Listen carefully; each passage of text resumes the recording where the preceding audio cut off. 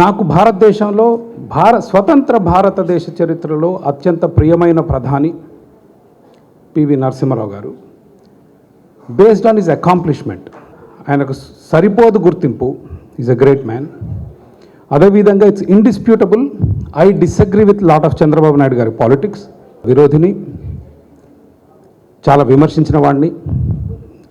ఈ మధ్య బీజేపీతో ఆయన సన్నిహితంగా ఉంటున్న దాన్ని కూడా విమర్శిస్తూ వస్తున్నాను. But when it comes to results, undeniably he is the best chief minister that India had since independence. అయితే ఆయన గొప్పతనం గురించి కన్నా కూడా మనం పోల్చుకుంటే తెలుస్తుంది హౌ అకాంప్లిష్డ్ హీ ఈజ్ అనేది. ఉదాహరణకి ఔటర్ రింగ్ రోడ్ కట్టేటప్పుడు నేను అమెరికాలో ఉండాను. నేను 20 సంవత్సరాలు అమెరికాలో ఉండి ఇండియా వచ్చాను.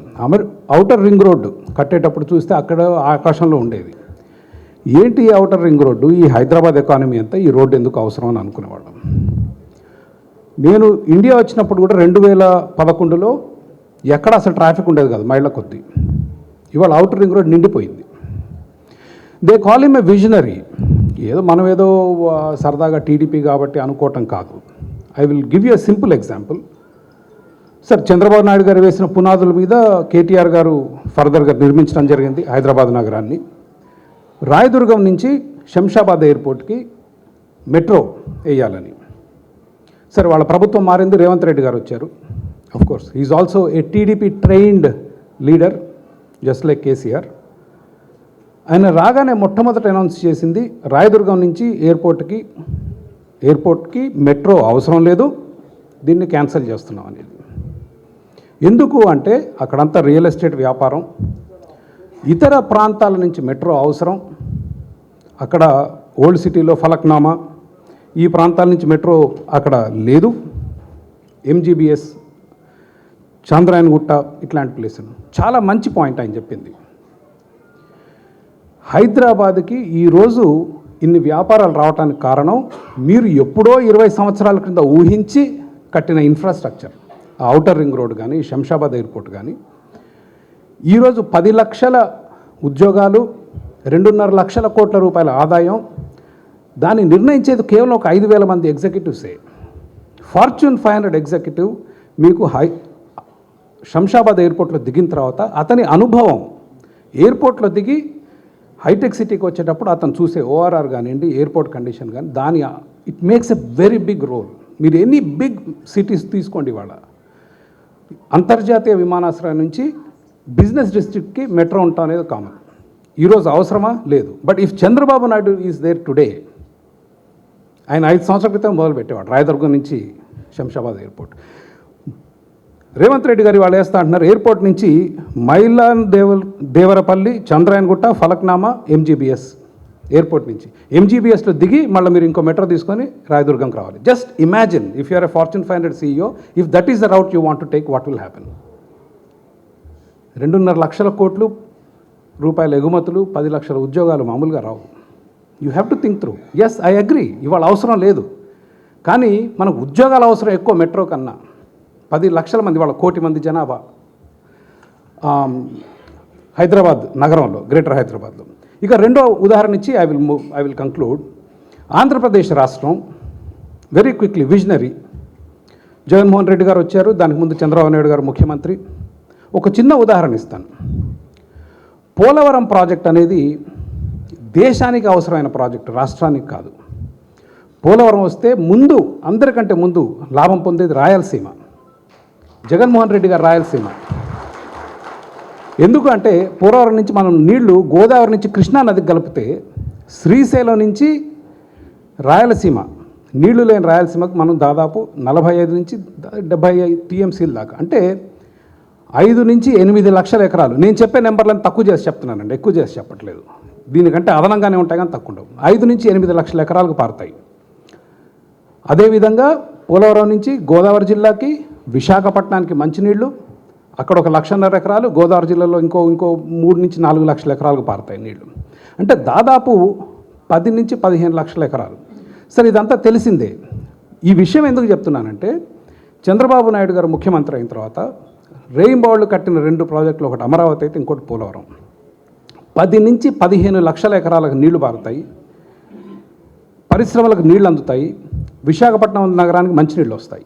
90% పూర్తయింది. చంద్రబాబు నాయుడు గారు ఎందుకంటారో నాకు తెలియదు, ఆయన 73%, 74% అన్నారు. ప్రాజెక్టు 90% కంప్లీట్ అయింది ఆ రోజు. ఏది ఆయన అధికారం నుంచి దిగే రోజు September 2019 is when it should have been completed. Jaganmohan Reddy గారు వచ్చారు.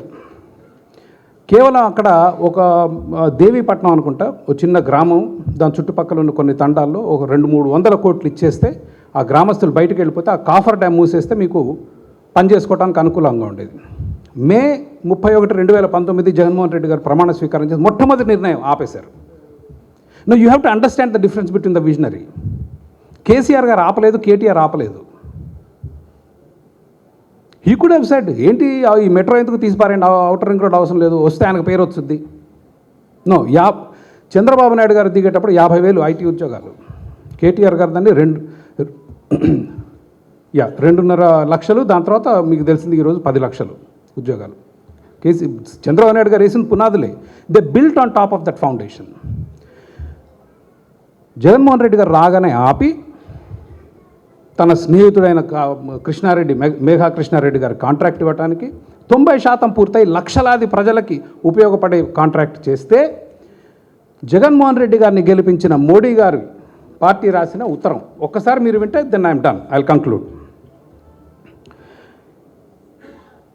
ఈ ప్రాజెక్ట్ ఆపటానికి ministry of Jal Shakti, there is neither enough ground nor any necessity for pre closure of present tenders.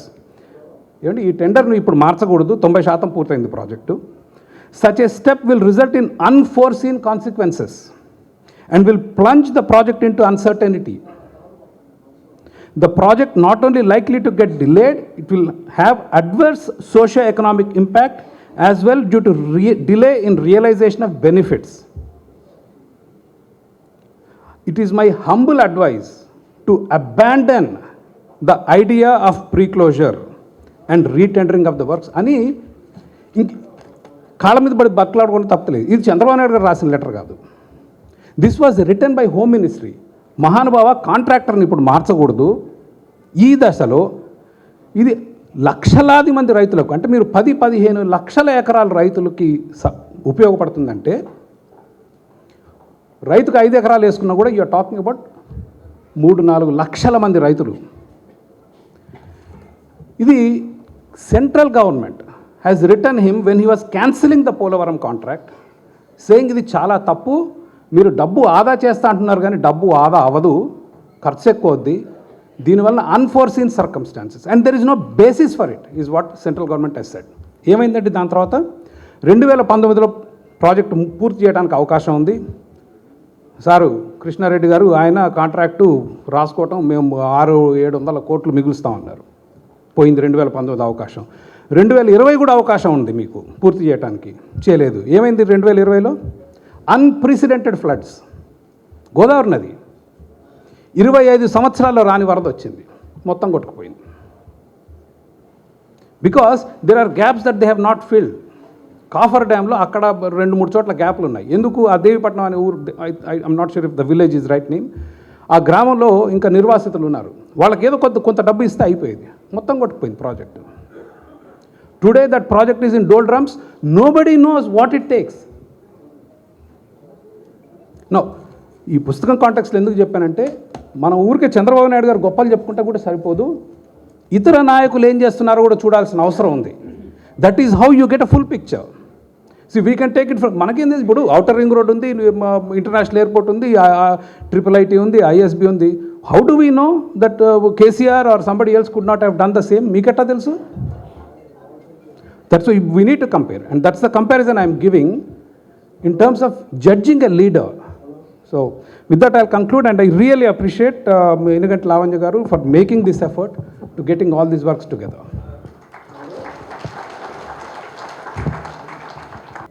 స్పష్టమైన విశ్లేషణతో వ్యక్తిగా ఆరాధించుకున్నప్పటికీ కూడా ఆ వ్యక్తి నిర్మించిన వ్యవస్థ వల్ల పొందే ఫలితాలు అనుభవిస్తున్న ప్రజలకు మేలు చేసినందుకు కాబట్టి చంద్రబాబు నాయుడు గారు అత్యుత్తమ ముఖ్యమంత్రి అని వారు ఎంత చక్కగా విశ్లేషణ చేసి సోదాహరణంగా చెప్పారు కాబట్టి శ్రీ నల్లమో చక్రవర్తి గారికి సభాముఖంగా ధన్యవాదాలు తెలియజేస్తున్నాం. ఇప్పుడు రచయిత్రికి సన్మానం కాబట్టి ఈ ఘట్టాన్ని మనం వీక్షించాలి. మరి నిర్వాహకులు దీన్ని నిర్వహించడానికి ముందుకు రావాల్సిందిగా కోరుతున్నాం. శ్రీ ముఖ్య అతిథి గారి చేతుల మీదుగా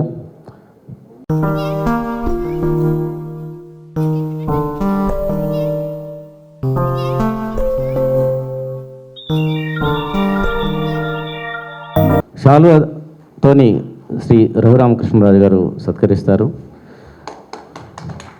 శ్రీ లక్ష్మీనారాయణ గారు జ్ఞాపికను అందిస్తారు.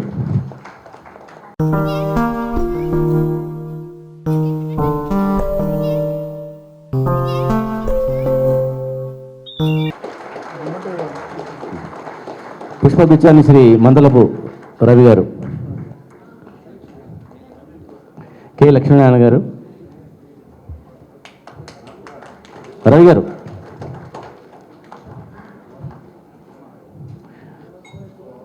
మూడు పుస్తకాలకు బ్రహ్మ విష్ణు మహేశ్వర్లాగా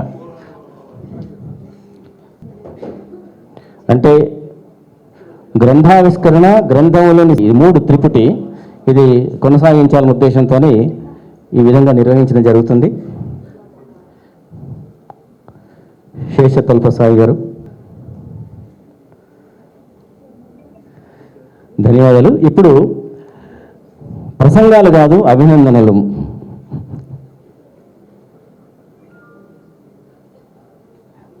అంటే వారు మంచి ఘనకార్యకుండే వారిని అభినందించండి, పెద్దవాళ్ళైతే ఆశీర్వదించాలి. క్లుప్త సుందరంగా మనం ఈ సమావేశం నిర్వహించుకుందాం. అభినందనలు ఈ అతిథుల సమావేశం అంటే ప్రసంగాల అనంతరం, సందేశాల అనంతరం మనం నిర్వహించుకుందాం. పెద్దల ఆశీస్సులు మనకు ముఖ్యం. మాతృదేవోభవ, పితృదేవోభవ, ఆచార్య దేవోభవ, అతిథి దేవోభవ అంటారు. కాబట్టి పెద్దల ఆశీస్సులు మనకు అన్ని విధాలు అవసరం. కాబట్టి వారు ఆది దంపతుల వలె విచ్చేసి ఆశీర్వదించారు. ఇప్పుడు గౌరవ అతిథిగా విచ్చేసినటువంటి TDP parliament spokesperson Machilipatnam Shrimati Paladugu Vineela గారిని క్లుప్త సుందరంగా అభినందించండి దయచేసి. వేదిక మీద ఉన్నటువంటి పెద్దలకి, గౌరవనీయులు రఘురామకృష్ణరాజు గారికి, అలానే ఈ కార్యక్రమానికి విచ్చేసిన ప్రతి ఒక్కరికి కూడా నా హృదయపూర్వక నమస్కారాలండి. చంద్రబాబు నాయుడు గారు ఆయన ఒక ఎమోషన్ అండి. అంటే నాకు తండ్రి సమానులు, దైవ సమానులు, నేను ఎంతో గౌరవించే వ్యక్తి నారా చంద్రబాబు నాయుడు గారు. అలాంటి గొప్ప వ్యక్తి గురించి, ఆయన ఒక శిఖరం, ఉన్నత శిఖరం, అలాంటి వ్యక్తి గురించి ఇవాళ ఈ వేదిక మీద నేను మాట్లాడటం అనేది ఇది నిజంగా నా పూర్వజన్మ అదృష్టంగా నేను భావిస్తున్నాను. లావణ్య గారు నాకు ఈ అవకాశం ఇచ్చినందుకు ముందుగా మీకు నా హృదయపూర్వక నమస్కారాలండి, ధన్యవాదాలు కూడా. అయితే తెలుగువారి ఆత్మవిశ్వాసానికి ప్రతీకగా అన్న నందమూరి తారక రామారావు గారు తెలుగుదేశం పార్టీని స్థాపిస్తే, తెలుగువారి ఆత్మగౌరవాన్ని, ఆత్మవిశ్వాసాన్ని కూడా ప్రపంచ దేశాలకి చాటి చెప్పిన గొప్ప వ్యక్తి నారా చంద్రబాబు నాయుడు గారు. గ్లోబలైజేషన్ అన్న పదానికి నిలువెత్తు అర్థం నారా చంద్రబాబు నాయుడు గారు. డెవలప్మెంట్ ఆయన నినాదం. డిసిప్లైన్ ఆయన్ని చూస్తేనే ఒక డిసిప్లైన్, నిలువెత్తు అర్థం డిసిప్లైన్ అంటేనే నారా చంద్రబాబు నాయుడు గారు అనిపిస్తుందండి. ఆలోచనలో దురంధరుడు, రాజ్యాంగం పట్ల, చట్టం పట్ల ఆయనకు ఉన్నటువంటి గౌరవం, ఇవన్నీ కూడా నారా చంద్రబాబు నాయుడు గారికి ఉన్నటువంటి ఆయన్ని శిఖర స్థాయికి తీసుకెళ్ళి, తప్పుగా అనుకోవద్దు, మేము ఒక సామాన్యులంగా బాబు గారి మీద అభిమానంతో అమరావతి ఉద్యమంలో నుంచి మేము రాజకీయాల్లోకి వచ్చిన వాళ్ళం తప్ప మేము ఈ రాజకీయంగా ఇలా వచ్చిన వాళ్ళం కాదు. నారా చంద్రబాబు నాయుడు గారి గురించి ఇవాళ చాలామంది, ఆయన విలువలు తెలియని వాళ్ళు చాలామంది కొన్ని మాట్లాడుతూ ఉంటారు. కానీ నారా చంద్రబాబు నాయుడు గారు అంటేనే what India thinks today, what Babu thinks today, India thinks tomorrow అనేది ఆయనకు ఉన్నటువంటి బిరుదు. అమరావతి అండి, చంద్రబాబు నాయుడు గారి ఇమేజ్కు ఉన్నటువంటి, బ్రాండ్కు ఉన్నటువంటి, ప్రజలకు ఉన్నటువంటి నమ్మకం అమరావతి 53 రోజుల్లో ప్రపంచ రికార్డు స్థాపించారు అమరావతి రైతులు. కేవలం బాబు గారి మీద, ఆయన విజన్ మీద ఉన్నటువంటి నమ్మకంతో 34,638 ఎకరాల భూమి ఎటువంటి గొడవలు జరగకుండా ఇవాళ ప్రపంచంలోనే దీన్ని ఒక కేస్ స్టడీగా తీసుకెళ్లేలాగా ఇవాళ రైతులు ముందుకు వచ్చి ఇచ్చారు అంటే అది కేవలం నారా చంద్రబాబు నాయుడు గారి మీద ఉన్నటువంటి నమ్మకం. మహిళా సాధికారత, ఇవాళ ఈ వేదిక మీదుగా మహిళా సాధికారత గురించి నేను మాట్లాడాలనుకుంటున్నాను. మహిళా సాధికారత ఇవాళ మనం అనుకుంటున్నాము ప్రతి మహిళ ఆర్థికంగా స్వతంత్రురాలు అవ్వాలి అని. కానీ చంద్రబాబు నాయుడు గారు నిజంగా విజన్ ఉన్న లీడరు. 1998లోనే డ్వాక్రా అని ఒక గొప్ప వ్యవస్థని స్థాపించి ప్రతి స్త్రీని ఇవాళ మహిళా సాధికారత ద్వారా స్త్రీ శక్తిగా తీసుకొచ్చిన గొప్ప వ్యక్తి నారా చంద్రబాబు నాయుడు గారు. ఒక సామాన్య మహిళని ప్రపంచ దేశంలో ఒక డ్వాక్రా మహిళగా ఇంటర్నేషనల్ డయాస్ మీదకి తీసుకెళ్లిన గొప్ప వ్యక్తి చంద్రబాబు నాయుడు గారు. ఆయన ఒక గొప్ప అకాడమిషియన్ కూడానండి. ఆయన అధికారంలో ఉన్నప్పుడు ప్రైమరీ స్కూల్స్, అలానే upper primary schools, secondary schools, next intermediate colleges mandal లెవెల్లో ప్రతి జిల్లాలో కూడా ఇంజనీరింగ్ కాలేజెస్, మెడికల్ కాలేజీలు అందుబాటులో తీసుకొచ్చి ప్రతి మహిళకి ఇవాళ చదువు ద్వారా గొప్ప ఉపాధి కల్పించిన వ్యక్తి నారా చంద్రబాబు నాయుడు గారు. ఇలాంటి గొప్ప వ్యక్తి గురించి మనకి తెలియని ఎన్నో విషయాల్ని ఇవాళ పుస్తక రూపంలో పొందుపరిచారు లావణ్య గారు. నిజంగా ఈ పుస్తకం ద్వారా ఆ గొప్ప లీడర్లో ఉన్నటువంటి ఆయన అంటే వెలుగులోకి రాని ఎన్నో విషయాల్ని మనమందరం చదువుకుని ఈరోజు ఇంకో 10 మందికి ఆ గొప్ప వ్యక్తి గురించి తెలియచేయాల్సిన బాధ్యత మన మీద ఉంది. సార్, నేను ఒక మహిళగా, సాధారణ మహిళగా మాట్లాడతాను. ఆగిపోయిన అమరావతి నిర్మాణం జరగాలన్నా, నిలిచిపోయిన పోలవరం మళ్ళీ కంప్లీట్ అవ్వాలన్నా, ఇవాళ ఉత్తరాంధ్ర వాళ్ళ బ్రతుకులు అవినీతితో రోడ్ల మీదకి వచ్చేసిన స్టీల్ ప్లాంట్ ఎంప్లాయీస్ వాళ్ళందరూ బ్రతుకులు బాగోవాలన్నా, రాయలసీమని ఈ 4.5 సంవత్సరాల్లో కరువు సీమగా మళ్ళీ వలసెళ్ళిపోయే దుస్థితిలో ఇవాళ మన రాయలసీమ ప్రాంత ప్రజలు ఉన్నారు. ఇవన్నీ కూడా మనం అందరం కూడా శ్రీరామ రాజ్య నిర్మాణంలో మనం అందరం కూడా భాగస్వాములు అవ్వాలి. మళ్ళీ నారా చంద్రబాబు నాయుడు అనే ప్రమాణ స్వీకారం జరగాలి. అంధకార ఆంధ్రప్రదేశ్గా ఉన్నటువంటి ఈ ఆంధ్రప్రదేశ్ని స్వర్ణాంధ్రప్రదేశ్గా తీర్చగలిగిన ఒకే ఒక్క వ్యక్తి నారా చంద్రబాబు నాయుడు గారు. మనం అందరం కూడా అంటే స్వాతంత్ర పోరాటము విన్నామే తప్ప చూడలేదు ఇక్కడ ఉన్న చాలామంది. ఈ తరం చేసుకున్న అదృష్టం ఏంటంటే, మా తరం చేసుకున్న అదృష్టం మేమంతా చంద్రబాబు నాయుడు గారి గవర్నమెంట్లో ఐటీ ఇండస్ట్రీస్ కానివ్వండి, ఎడ్యుకేషన్ సిస్టంలో కానివ్వండి, ఆ ఫలాలు అందుకున్న వాళ్ళం మేమంతా కూడా. ఆయన గవర్నమెంట్లో ఆయన ఐటీ టెక్నాలజీని తీసుకొచ్చిన దానిలో నిలువెత్తు నిదర్శనం మేమంతా. ఆ రోజు నిర్బంధంగా ఆయన్ని నిర్బంధించినా కూడా 70 దేశాల్లో చంద్రబాబు నాయుడు గారు గొప్పతనం ఏంటి అనేది ఇవాళ తెలుగువారు ఎక్కడైతే ఏ దేశాల్లో ఉన్నారో వాళ్ళందరూ కూడా రోడ్ల మీదకి వచ్చి ఆయన గొప్పతనం తెలియజేశారు. అమరావతి ఉద్యమం కానివ్వండి, మళ్ళీ ఆంధ్రప్రదేశ్ని శ్రీరామ రాజ్యంగా తీర్చిదిద్దటంలో మళ్ళీ మరొక స్వాతంత్ర పోరాటం చేయాల్సిందే. అలానే రామరాజ్య నిర్మాణంలో మనం అందరం కూడా భాగస్వాములం కావాల్సిందే. నాకు ఈ అవకాశం ఇచ్చినందుకు లావణ్య గారికి ముఖ్యంగా ధన్యవాదాలండి.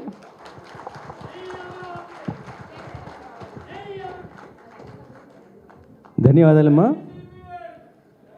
శ్రీమతి పాలడుగు వినీల గారికి సభాముఖంగా ధన్యవాదాలు చేస్తూ వాక్యాలు చెబుతానంటున్నారు సూరపనేని సుబ్రహ్మణ్య ప్రసాద్ గారు.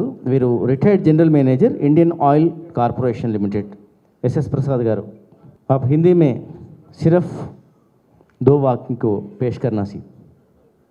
వేదికని అలంకరించిన విశిష్ట అతిథులు, ఈ కార్యక్రమానికి విచ్చేసిన ప్రతి ఒక్కరికి కూడా నా హృదయపూర్వక అభినందనలు. విషయ పరిజ్ఞానము సంపూర్ణంగా ఉన్న అమోఘమైన అధిరతులు, భాషా నిపుణులు, రచయితలు, రాజకీయ విశ్లేషకులు, రాజకీయ దురంధరులు ఉన్నారు. అయినను ఈరోజు నేను కూడా వీరితో పాటు 4 మాటల ద్వారా నా భావాన్ని స్పష్టం చేయాలని ఒక ఆకాంక్ష. కారణం, డాక్టర్ లావణ్య గారు మరియు the living legend of Telugu pride Shri Nara Chandrababu గారి మీద నాకు ఉన్న అభిమానము, గౌరవము. సమయము లేదు మిత్రమా అనే డైలాగ్ మనందరం వినే ఉంటాం. అది ఏ చిత్రంలో ఎవరు చెప్పారో కూడా అది చాలామంది తెలుసు.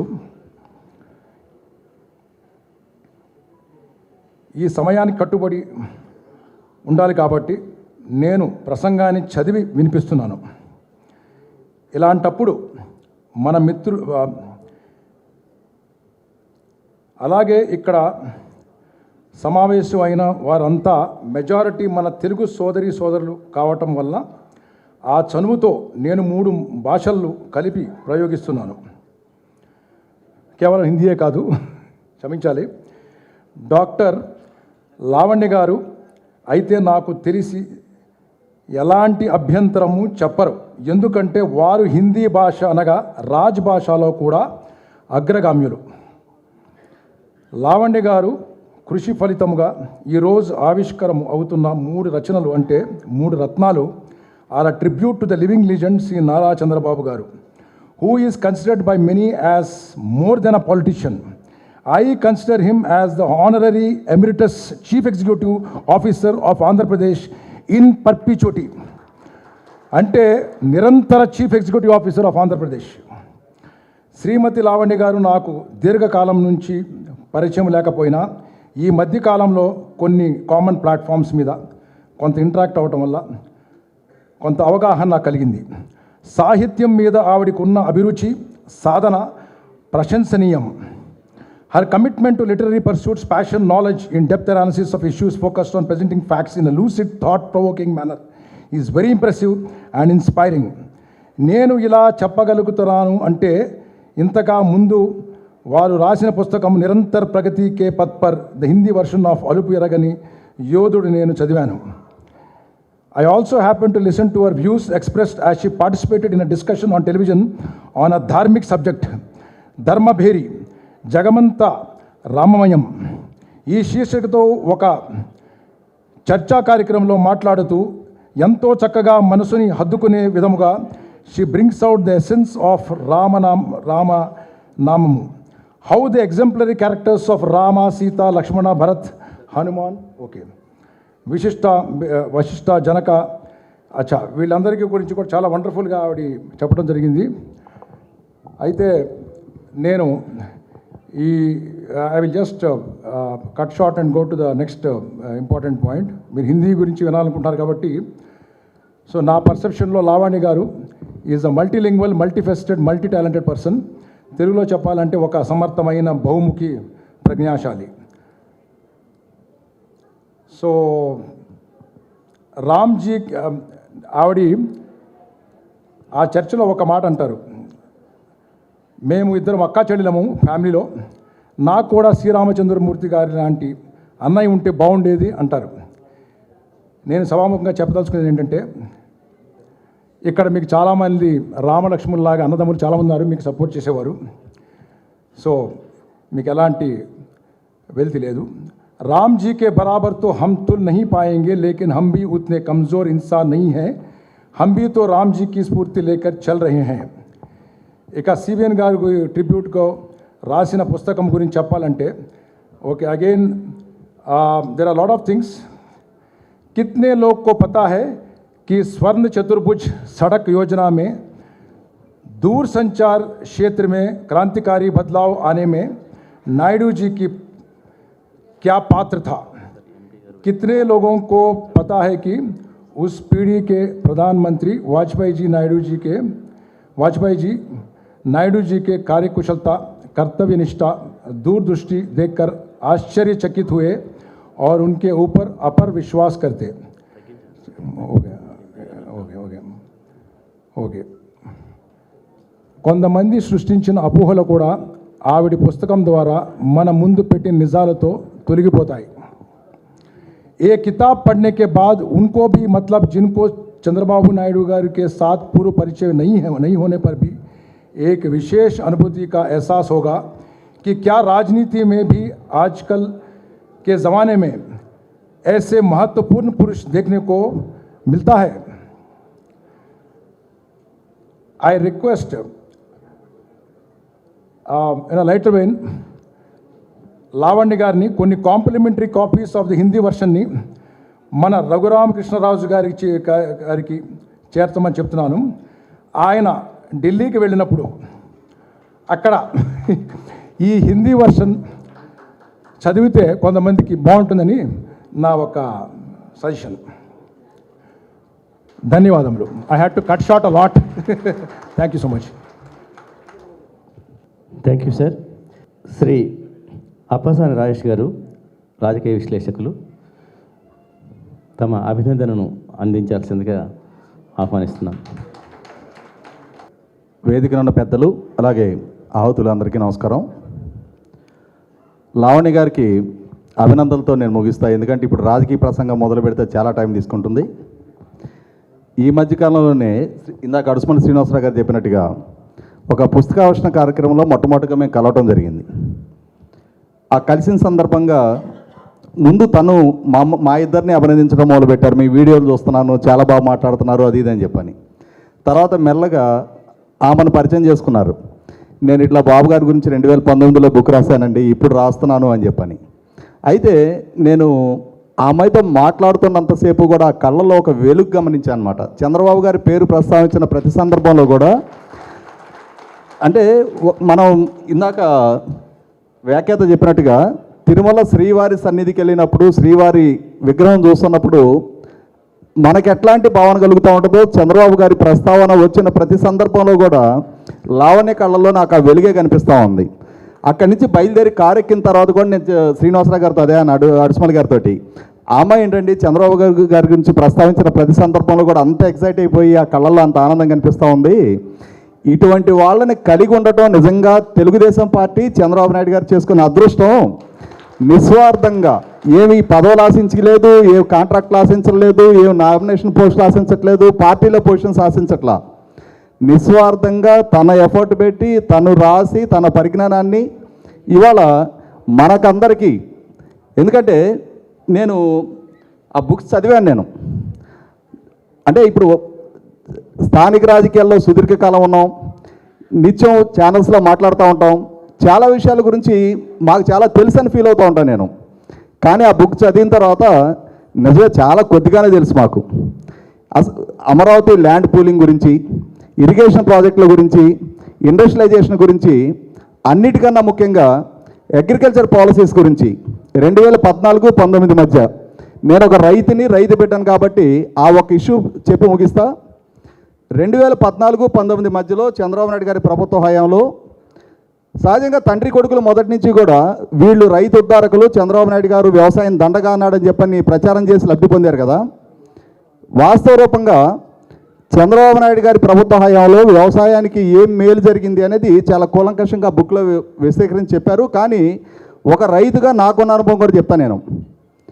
2014-19 మధ్యలో చంద్రబాబు నాయుడు గారి ప్రభుత్వ హయాంలో అగ్రికల్చర్ మోడర్నైజేషన్ కోసం, అగ్రికల్చర్ మెకనైజేషన్ కోసం సబ్సిడీ మీద 26,000 రైతు రథం పేరిట ట్రాక్టర్స్ ఇచ్చారు రైతాంగానికి.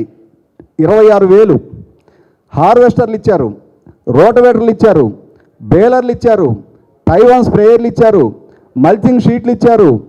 అన్నిటికన్నా ముఖ్యంగా ఈరోజు జగన్మోహన్ రెడ్డికి 52 స్థానాలు ఉన్న రాయలసీమలో 49 స్థానాలు కట్టిపెట్టిన రాయలసీమ ప్రాంతానికి 90% సబ్సిడీతో డ్రిప్ పరికరాలు ఇచ్చారు చంద్రబాబు నాయుడు గారు. కానీ చంద్రబాబు నాయుడు గారు ఇవన్నీ ఇచ్చారు, మనం చాలా గొప్పగా చెప్పుకుంటున్నాం. ఇవాళ జగన్మోహన్ రెడ్డి ఏం చేశాడు కూడా చెప్పుకోవాలిగా.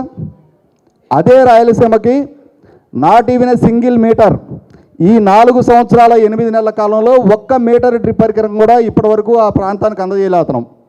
అక్కడ హార్టికల్చర్ అభివృద్ధికి కానీ, వ్యవసాయ అభివృద్ధికి కానీ ఉన్న కొద్దిపాటి నీటి వనరుల్ని సద్వినియోగం చేసుకోవడానికి చంద్రబాబు నాయుడు గారు అంతటి దృష్టి పెడితే అక్కడ ఇంతటి ఘన విజయం కట్టబెట్టిన అవుట్ ఆఫ్ 50-49 సీట్లు అతనికి ఇచ్చారు రాయలసీమ ప్రాంతంలో.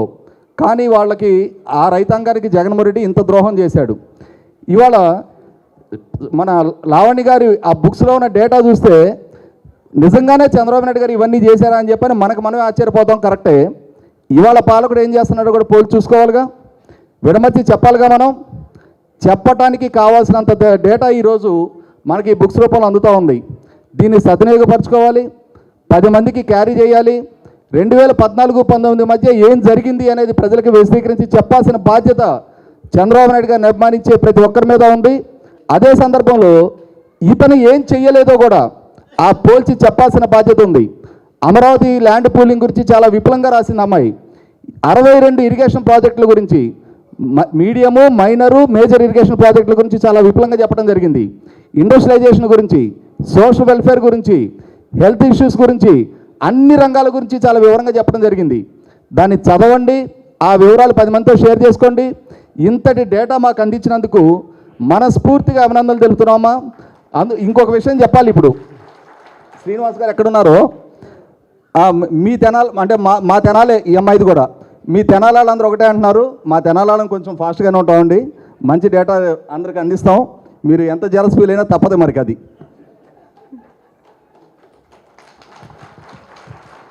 Sir thank you very much. Telugu one managing director Shri Kantamaneni Ravishankar గారిని ఆహ్వానిస్తున్నాం.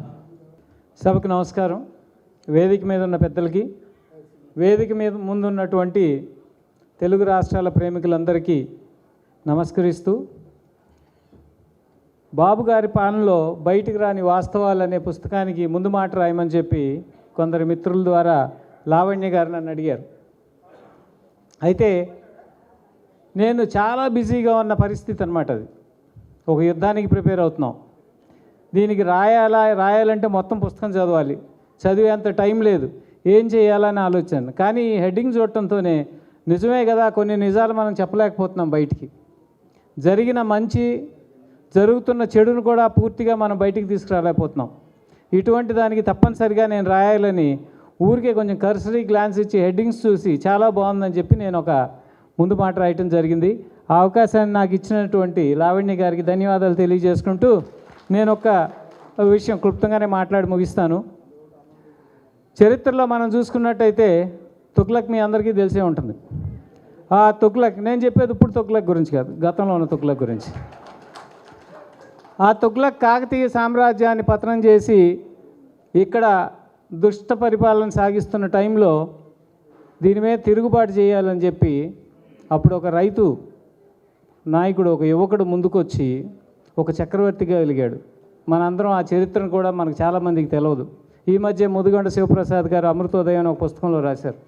ఆ పుస్తకం చదువుతా అంటే ముస్నూరి ప్రోలయ నాయకుడు అనే ఒక తెలుగు చక్రవర్తి, దాని గురించి చాలా కొద్దిమందికి తెలుసు. అతను ఒక ప్రజాయుద్ధం కోసం సమాయత్తం చేశాడు ప్రజలందరినీ. ఆ యుద్ధంలో ఎవరెవరు పార్టిసిపేట్ చేశారంటే సోది చెప్పేవాళ్ళు, జాతకాలు చెప్పేవాళ్ళు, పూజారులు, కవులు, కళాకారులు, కర్షకులు, కార్మికులు అందరూ ఒకళ్ళేంటి అందరినీ సమాయత్తం చేసి తుగ్లక్ని ఇక్కడి నుంచి మళ్ళీ పారదోలి మళ్ళీ మన సామ్రాజ్యాన్ని స్థాపించి సుమారు 40 ఏళ్ళు పైన పరిపాలించాడు. ప్రోలయ నాయకుడు, కాపై నాయకుడు. అలాంటి యుద్ధం చేయాల్సిన సమయం ఆసన్నమైంది. మీరందరూ కూడా మనలో ఉన్న పిరికితనాన్ని వదిలేసి, వాడు భయపెట్టాడు, 4 ఏళ్ళ నుంచి భయపెడుతూనే ఉన్నాడు, ఇంకా భయపెడుతూనే ఉంటానంటే ఇక దానికి పరిష్కారం ఉండదు. మీరందరూ కూడా ఇప్పుడు ఈ పుస్తకాలు చూసాం, ఇలాంటి రచయితలు ముందుకు వస్తున్నారు. కవులు రావాలి, కళాకారులు రావాలి, జర్నలిస్టులు రావాలి, అందరూ రావాలి. ఇటువంటి ప్రయత్నం చేస్తేనే ఇప్పుడు ఉన్నటువంటి ఈ అభినవ తుగ్లక్ని పారదోరగలం. నా వంతుగా నా ప్రయత్నం చేస్తున్నా, మా మీడియా పరంగా చేస్తున్నా. నేను ఒక సినిమా కూడా చేశాను, ఈ మధ్య మీరు అందరూ చూసుంటారు, రాజధాని ఫైల్స్ అనే ఒక సినిమా. రేపు 15వ తారీఖున రిలీజ్ చేస్తున్నాం. అందరూ చాలామంది భయపెట్టారు, అమ్మో వాడు ఏదో చేస్తాడని. ఒక అడుగు ముందుకేస్తే కదా తెలిసేది. ఏదో సినిమాలో చూశాను, ఒక ముసలాడు వెళ్ళి ఓటేసే వరకు నియోజకవర్గంలో ఎవరో కదిలిరారు. అలాగే నా వంతుగా నేను ముందుకు అడిగేసి ఒక దుర్మార్గుడి పరిపాలన మీద రైతులు కంట కన్నీరు పెట్టి ఇచ్చినటువంటి, నాకు అమరావతిలో సెంటు భూమి కూడా లేదు, 1 ఇంచు భూమి కూడా లేదు, కానీ ఒక రైతు బిడ్డగా నా బాధ్యతగా నేను రైతులకు జరుగుతున్న అన్యాయాన్ని ఎట్టి పరిస్థితుల్లోనూ నలుగురికి చూపించాలి ఈ మాధ్యమం ద్వారా అని చెప్పి ఒక సినిమా తీయాలని ముందుకు వచ్చాను, కష్టం నష్టమైనా ఓర్చి. అలాగే ఇలాంటి రచయితలు, కవులు, కళాకారులు, బాగా గొంతెత్తి మాట్లాడే మిత్రులు, రఘురామకృష్ణరాజు లాంటి వాళ్ళు అందరూ ముందుకు వస్తేనే ఆ దుర్మార్గుడిని ఎదిరించే ధైర్యాన్ని 10 మందికి కలగజేయదలుస్తాం. అలా చేసి ముందుకొచ్చి ఈ 2 నెలల్లో ఆ దుష్టుడి పరిపాలన అంతమొందించాలని చెప్పి కోరుకుంటూ నాకు ఈ అవకాశం ఇచ్చిన పెద్దలకి ధన్యవాదాలు తెలియజేసుకుంటూ సెలవు తీసుకుంటున్నాను. జై హింద్. ధన్యవాదాలు సార్. ఈ సమావేశం ప్రారంభంలో గెలాక్సీ ఆఫ్ జర్నలిస్ట్ అని చెప్పాము మేము. మరి అన్నట్టు అందరూ జర్నలిజం రంగం నుంచి విచ్చేసి వాళ్ళు చాలా చక్కగా విశ్లేషిస్తున్నారు. ఈ పరంపరలో మన ఆహ్వానాన్ని అందించి విచ్చేసినటువంటి సీనియర్ జర్నలిస్ట్ శ్రీమతి రమా మండవ గారు, అమ్మ మీరు కూడా వచ్చి అభినందించండి. Hi, good evening to all. మీరు చెప్పినట్టు క్లుప్త సుందరంగా చెప్పడానికి ట్రై చేస్తా. Only 1 minute. యాక్చువల్గా ఐఎమ్ రమా అండి, అంత ప్రీవియస్ ఐ న్యూస్ అండ్ ఇప్పుడు R24 Telugu. Rama Mandava. Sorry for interference. ఒక 15 నిమిషాల్లో మన కార్యక్రమం ముగిసిపోతుంది. తర్వాత భోజనాలు ఉంటాయి, జనాలు భోజనాలు. కాబట్టి ఈ విషయం మనవి చేస్తున్నాను. అందరూ సో నా క్లుప్త సుందరంలో మీరు కూడా 2 minutes లాగేశారు. So very bad, very bad. ఇక్కడ అసలే మహిళా మండలి చాలా తక్కువ మంది ఉన్నారు స్టేజ్ మీద. సో ఓకే మేము కూడా వ్యాఖ్యాతలు. యాక్చువల్గా మేము జర్నలిస్టు అండి. జర్నలిస్టులు ఎప్పుడూ రాస్తూనే ఉంటారు, మాట్లాడుతూనే ఉంటారు. కానీ బుక్ రాయడం అంటే అది ఒక యజ్ఞం చేయడం లాంటిది. నేను కూడా ఒక బుక్ రాశాను మా ఇనిషియల్తో, పెద్ద బుక్, ఒక 10 years బ్యాక్. సో అది యజ్ఞం చేశారు నిజంగానే మీరు. ఒకేసారి ఇన్ని యజ్ఞాలు చేయడం అంటే చాలా కష్టం. కాకపోతే ఈరోజు ఈ స్టేజ్ మీద ఒక పూర్ణాహుతి అయింది అనుకుంటున్నాను నేను. సో యాగఫలం సిద్ధిస్తుందని కూడా నేను అనుకుంటున్నాను. దెన్ ఇందాక నుంచి నేను చూస్తున్నాను శ్రీనివాస్ గారు అక్కడక్కడే వెనకే ఉన్నారండి. యాక్చువల్గా ఇప్పుడు దాకా చాలా ఎండమూరి లైక్ లాంటి వాళ్ళు చాలాసార్లు ఆమె అతడి సైన్యం అని చెప్తుంటారు కదా, అతడే ఆయన సైన్యం అనుకుంటున్నాను నేను. ఈ క్లాస్లో ఆల్మోస్ట్ 90% ఆయనకే దక్కాలి. సో నిజంగా గ్రేట్ఫుల్ అండి. యూ హ్యావ్ లైక్ శ్రీనివాసరావు గారు. సో దెన్ ఇప్పుడు చిన్న టాపిక్, చిన్న ఇంట్రెస్టింగ్ పాయింట్ అండి. ఒకటి నేను అబ్జర్వ్ చేసిన పాయింట్, ఇందాక చక్రవర్తి గారు ఈ set is very very right అండి. యాక్చువల్గా ఈ మధ్య నేను ఒక మ్యారేజ్ ఉంటే మందడం వెళ్ళాను. వినీల్ గారు మీరు కూడా వినాలి. మందడం వెళ్ళానండి నాతో పాటు నా friends and my husband, my family is there. So అక్కడికి వెళ్ళిన తర్వాత నేను ఆల్మోస్ట్ జర్నలిస్ట్గా నేను అసెంబ్లీ టు మందడం లేకపోతే ఆ ఏరియా అంతా ఒక 1000 times తిరిగి ఉంటాను. నైట్ వెళ్ళామండి మేము 1:30-3కి మ్యారేజ్. నేను మందడం రోడ్డు గుర్తుపట్టలేకపోయానండి. అక్కడ మందడం లేదు, గుర్తుపట్టడానికి రోడ్ లేదు. కనీసం ఒక మనిషి సింగిల్, కనీసం కుక్క పిల్ల కూడా లేదండి నైట్ చూడడానికి. అక్కడ ఎవరిని అడగాలో తెలియట్లేదు. లాస్ట్కి అక్కడక్కడ ఒక రౌండ్ 1 hour కొట్టిన తర్వాత ఒక టెంట్ కనిపించింది వినీల్ గారు, అది కూడా మీ అపోనెంట్స్ వేసిన టెంట్. సో దాన్ని పట్టుకొని ఓహో ఆ రోజు వీళ్ళు వేస్తారు కదా ఇక్కడే ఫైట్ జరిగిందని అడుగుతూ వెళ్ళాము.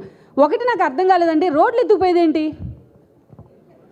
ఇప్పుడు మీకు చిన్నప్పటి నుంచి మనకు ఒకటి గుర్తుపెట్టుకోండి, మన ఊర్లో మన ఇంటి పక్కనే ఉన్న పెదనాన్న వాళ్ళో నాన్న వాళ్ళో ఇంకొకరో చిన్న మన పొలం ట్రాక్టర్ పొలం దున్నుతూనో ఒక చిన్న బిట్ మన చేలోకి వచ్చారని చెప్పి వాళ్ళతో జీవితాంతం నెగోషియేట్ చేస్తాం.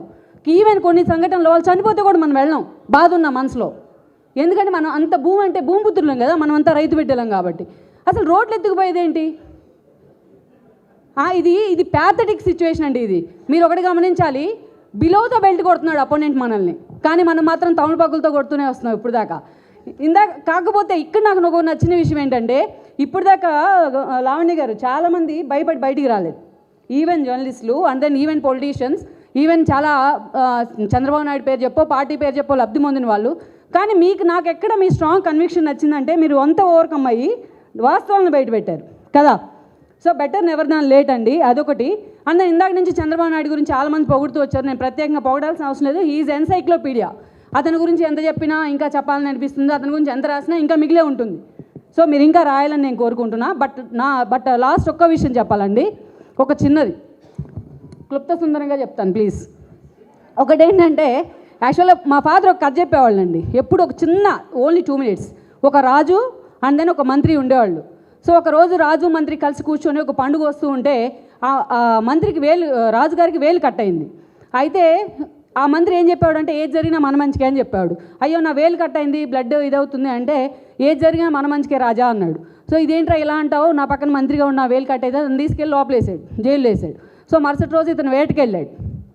సో ఇతను వేటాడడానికి వెళ్తే అక్కడ లోపల ఒక కోయ ఫ్యామిలీ, ఒక ఆటవికులు అంతా వచ్చేసి ఈ రాజుని తీసుకుపోయారు అక్కడ అమ్మవారికి బలి ఇవ్వడానికి. అక్కడ పోయిన తర్వాత బలి ఇవ్వడానికి తీరా చూస్తే ఆ రాజుకు వేలు లేదు. అరే ఏది అవయవలోపం ఉన్నవాడిని మేము బలి ఇవ్వము, అది మా ఆచారం కాదు అని చెప్పేసి ఆ రాజుని ఏం చేస్తారంటే వాళ్ళు వదిలిపెడతారు. ఆయన మళ్ళీ వచ్చిన తర్వాత రాజ్యానికి మంత్రిని తీసుకొస్తాడు బయటికి. ఆ రోజు మీరు చెప్పింది నిజమే అయింది, సో ఏది జరిగినా మన మంచికే అన్నారు, సో నా వేలు కట్టవు నా మన మంచికే అయింది, నన్ను వదిలిపెట్టారు బలి ఇవ్వకుండా అని చెప్తాడు.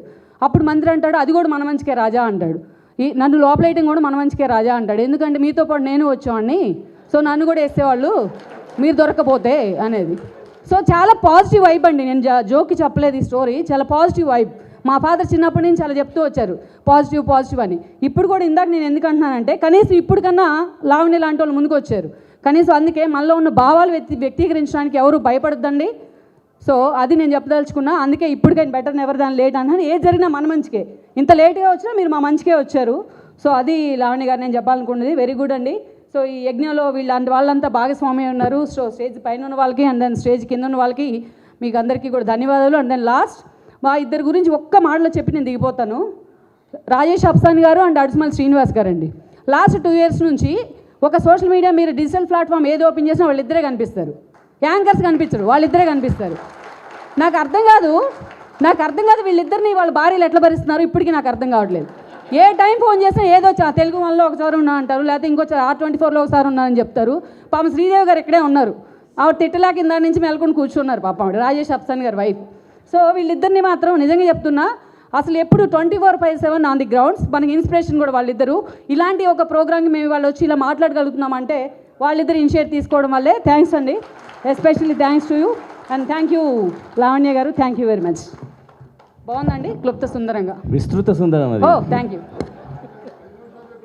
క్లుప్ సుందరం అనే పేరు పెట్టి విస్తృతంగా మాట్లాడారు, ధన్యవాదాలండి. ఇప్పుడు ఆంధ్రప్రదేశ్ టీడీపీ జోన్ 2 కోఆర్డినేటర్ శ్రీ మండలపు రవి గారు. అందరికీ నమస్కారం. వేదిక మీద ఉన్న పెద్దలకి, వేదిక మీద ఉన్న ఆహూతులకి అందరికీ కూడా నా నమస్కారాలు. నేను ఎక్కువ సమయం తీసుకోనండి, ఎందుకంటే చాలా టైం అయిపోయింది. 2 విషయాలు చెప్తాను. నాకు లాస్ట్ సెప్టెంబర్లో పెద్ద ఆయన కాల్ చేసి, నువ్వు నాతో పాటు గ్రౌండ్లో పనిచేయాలి, ఉన్న వ్యాపారాలన్నీ అలాగే వదిలేసి వచ్చేయమంటే 14 నెలల క్రితం నేను ఆంధ్రప్రదేశ్కి వచ్చాను, అమెరికా వదిలిపెట్టి. వచ్చిన తర్వాత నువ్వు జోన్ 2 ఇన్ఛార్జ్గా పంపిస్తున్నాను నిన్ను. నాకు వాస్తవాలు కావాలి, రాజకీయ నాయకులు చెప్పే కాదు, వాస్తవాలు కావాలన్నారు. 14 నెలల నుంచి వాస్తవాలు పెద్ద ఆయనకు అందిస్తూ వస్తున్నాను నేను, లోకేష్ గారికి, పెద్ద ఆయనకి. అది నా జాబ్. 2, నేను ఈ మధ్యకాలంలో ఒకసారి ఒక 20 సంవత్సరాల కుర్రాడు నాకు హైదరాబాద్లో కలిసినప్పుడు నువ్వు ఏం చేస్తున్నావు అంటే ఇంజనీరింగ్ చదువుతున్నాను అన్నాడు. నీకు ఇవన్నీ ఎవరు కట్టారో తెలుసా, ఎవరు ఈ నగరాన్ని ఎవరు నిర్మించారో తెలుసా అని అడిగాను నేను. తెలియదు అన్నాడు. అంటే నిజంగా ఒక దార్శనికుడు, ఒక విజనరీ క్రియేట్ చేసిన ఒక సైబరాబాద్ అనే నగరం గురించి ఈరోజున్న జనరేషన్కి తెలియకపోవటం అనేది చాలా చాలా బాధాకరమైన విషయం. అటువంటి తరుణంలో లావణ్య గారు లాంటి వాళ్ళు ముందుకొచ్చి దాన్ని పుస్తక రూపంలో ప్రచురించడం అనేది చాలా గొప్ప విషయం. దీన్ని సోషల్ మీడియాలో కూడా తీసుకెళ్లాల్సిన అవసరం మనందరి ముందు ఉంది. మనం దీన్ని చాలా విస్తృతంగా సోషల్ మీడియాలోకి తీసుకెళ్ళాలి. ఎందుకంటే యూత్ ఎక్కువ సోషల్ మీడియాలో ఉంటారు పుస్తకం చదవటం కన్నా కూడా. ఈ పుస్తకాలు ఆయన ఎంత తపన పడ్డాడో తెలుగు జాతి కోసం. ఆయన డిఎన్ఏలో సంక్షేమం, డెవలప్మెంట్ రెండూ కలుపుకున్న అరుదైన వ్యక్తిత్వం ఉన్న నాయకుడు చంద్రబాబు గారు. అటువంటి నాయకుడు తెలుగువాడు అవ్వటం మనందరికీ గర్వకారణం. Thank you. ఇది క్లుప్త సుందరం అండి. ధన్యవాదాలు. శ్రీ చెరుకూరి కుటుంబరావు గారిని. వేదిక పైన ఉన్న పెద్దలకి, విచ్చేసిన విజిటర్స్ అందరికీ కూడా నమస్కారాలు. 3 పుస్తకాల్లో ఒట్టి ఒక 4 పేజీలు ఇంగ్లీష్లో ఉంటాయండి. అది నేను రాసిందనమాట. ఎందుకంటే దానికి అపాలజీ కూడా చెప్తున్నాను. తెలుగు అంత గొప్పగా రాయలేను, కానీ ఇవాళ స్టేజ్ పైన ఒక పదం అయితే నేర్చుకున్నా, అదే క్లుప్త సుందరి. ఎందుకంటే తెలుగు ఎంతైనా కాస్త వీక్నెస్ ఉంది, ఎందుకంటే ఇంగ్లీష్ మీడియంలో చదివే కంటిన్యూస్గా ఇంగ్లీష్లోనే పెరిగాం కాబట్టి. నేను ఎక్కువగా చెప్పను విషయాలు. చంద్రబాబు నాయుడు గారి గురించి నాకు తెలిసిన 2-3 ఇన్సిడెంట్స్ బయట ఎవరికీ తెలియని అయితే నేను క్లియర్గా చెప్పగలను. 2014లో ఎలక్షన్స్ అయిపోయిన తర్వాత వైస్ చైర్మన్ ప్లానింగ్ బోర్డుగా నన్ను అపాయింట్ చేసిన తర్వాత ఫస్ట్ ఏం చేయాలన్నట్టే ఫస్ట్ 2-3 మీటింగ్స్ అనుకున్నప్పుడు ఆయన నిద్రపోరు కదా, ఎప్పుడు ఆలోచించే మనిషి. ఇమీడియట్గా ఒక విజన్ డాక్యుమెంట్ క్రియేట్ చేయండి. 2047కి దేశంలోనే అత్యున్నతమైన రాష్ట్రంగా మనది ఉండాలి.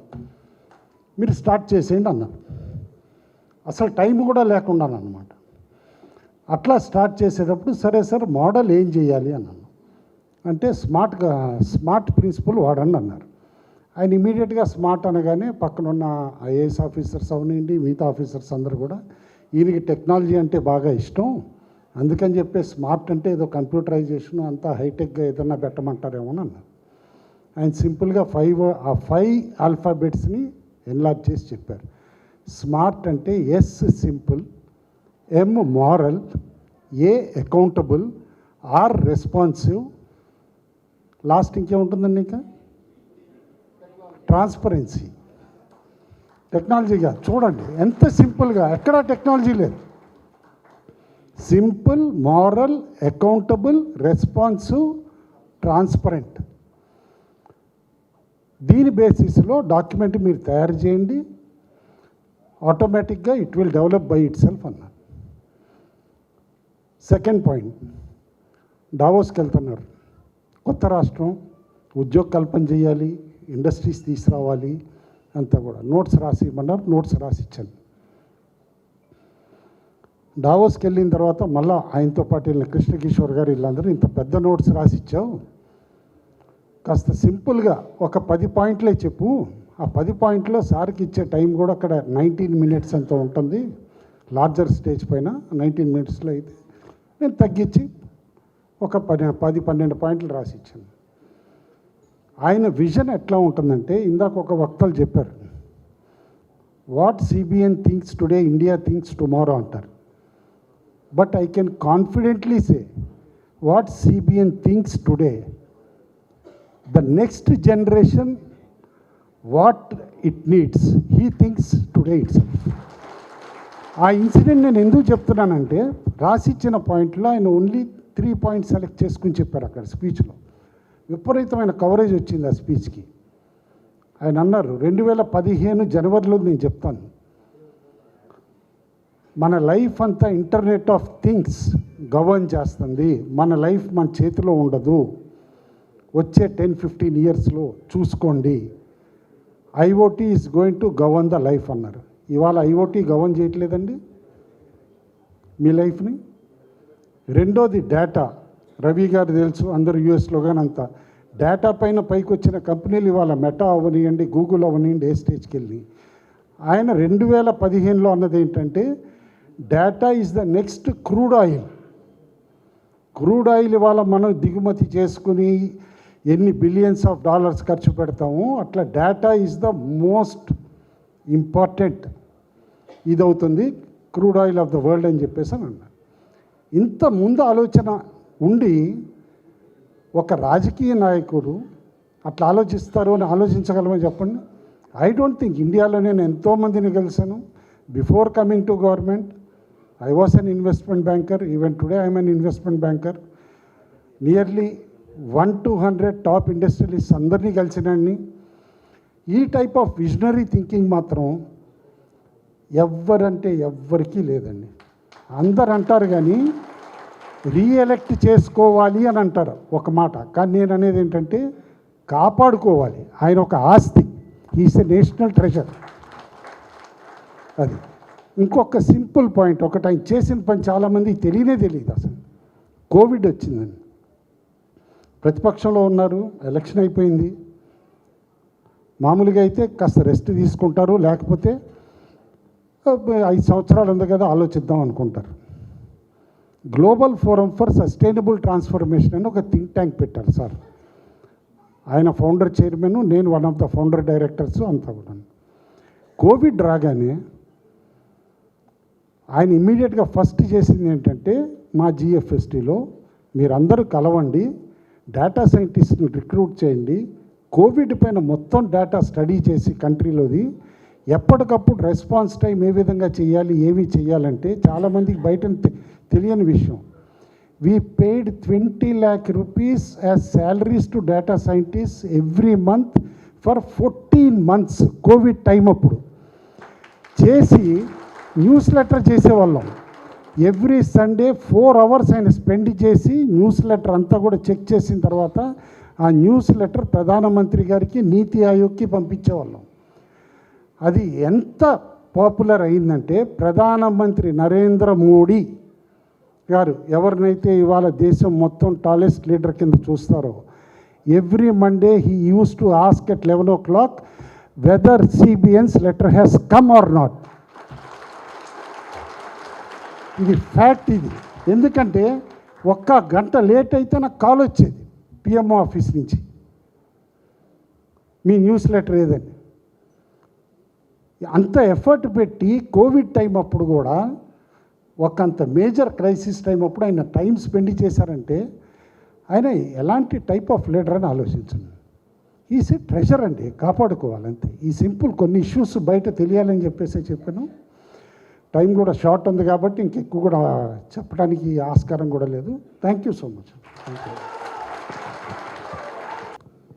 డాక్టర్ కె లక్ష్మీనారాయణ గారు. గౌరవ పార్లమెంట్ సభ్యులు రఘురామకృష్ణరాజు గారు, వేదిక మీద పెద్దలు, ఈ సమావేశానికి విచ్చేసిన బుక్ లవర్స్ అందరికీ నమస్కారం.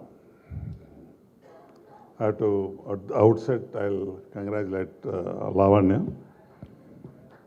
2 years ముందు ఆమె శ్రీనివాసరావు ఇద్దరు వచ్చారు, వచ్చి ఒక బుక్ రాయాలనుకుంటున్నాము,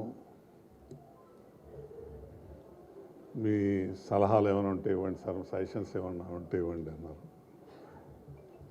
నేను ఏదో చెప్పాను, but she come out with the good book both in English, Telugu and Hindi. ఇప్పుడు ఎందుకు రాసింది నేను ఆలోచన చేశాను. నాకు బుక్స్ ఇచ్చింది, బుక్స్ ఇచ్చే ముందు కూడా వచ్చారు ఇద్దరు, మళ్ళీ చూశారు. అంటే బుక్ చదివే అలవాట్లే పోతున్న రోజులు ఇవి. చాలామందికి బాధ కావచ్చు, కానీ నేను మాట్లాడేది వాస్తవం. అది ఏమంటే ఇంటర్నెట్ ఉంది కదా అంటారు. Internet may give connectivity, it will not give bondage. జనమేమో మాట్లాడడం లేదు. Phones are becoming smarter, people are becoming డంబర్.